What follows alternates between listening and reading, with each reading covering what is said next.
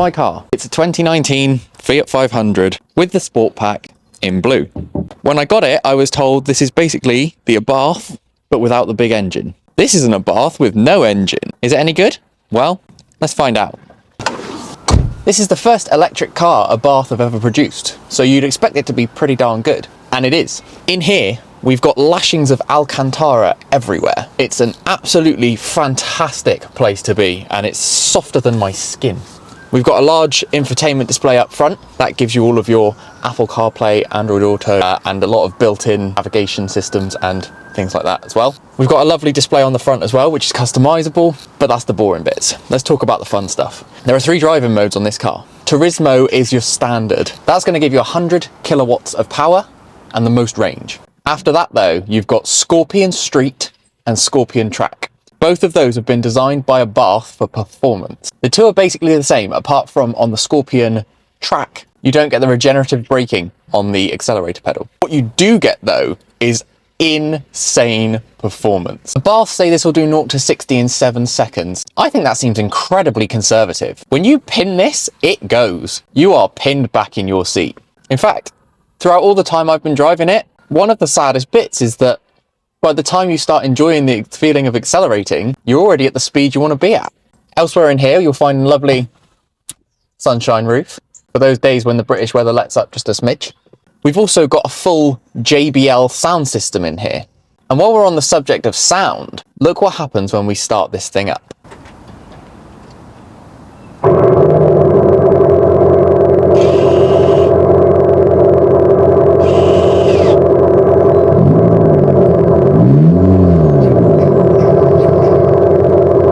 That's the sound generator platform.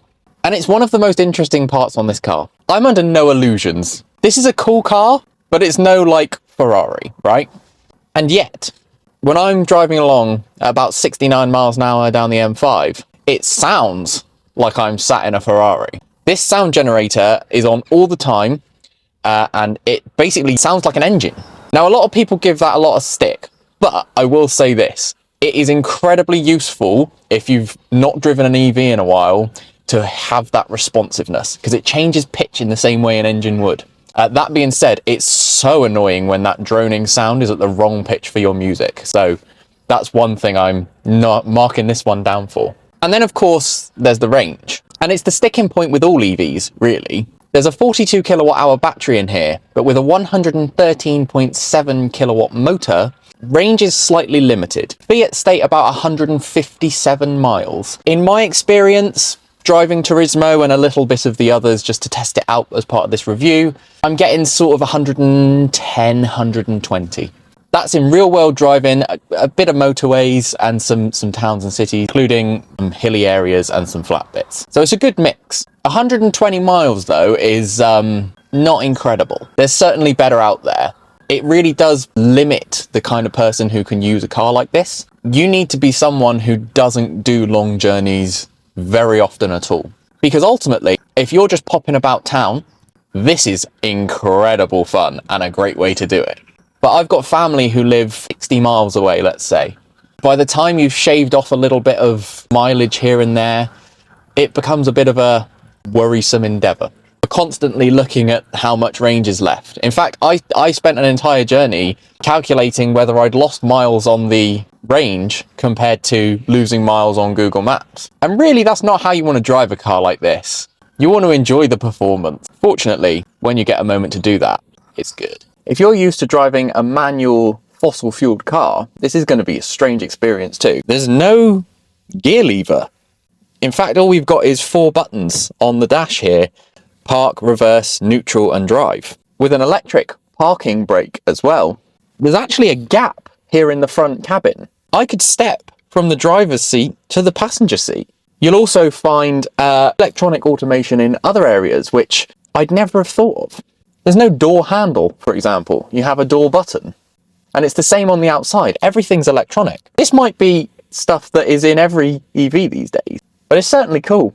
For the practical among you as well, there's a host of little cubbies in the front, which offer a nice bit of storage. And round the back of the boot, there's a good amount of space in there. It's roomier than you'd think, is how I'd describe it. Of course, the bit you all want to know, the price. These models start from around £34,000. I believe this spec in particular is around about 36,000. And actually, when you put that in context, it's not a dreadful price. You'd pay similar money for a modern A-Class, for example. So, would I take the Abarth instead of my Fiat? Not quite. This thing is the most fun I've ever had on four wheels. It is insanely quick. It is so nimble, and even the frankly quite ridiculous sound doesn't bother me. It's also absolutely stunning to look at, and that Abarth badge carries a lot of weight. Big issue is the range, and unfortunately it's the same issue that has plagued EVs for quite a while. Realistically speaking, you're probably going to get about 120 miles out of this. That's just not enough for me. I think if you were popping about to the shops and nipping around town, this is the perfect car. But would you want to do that in a car that performed like this?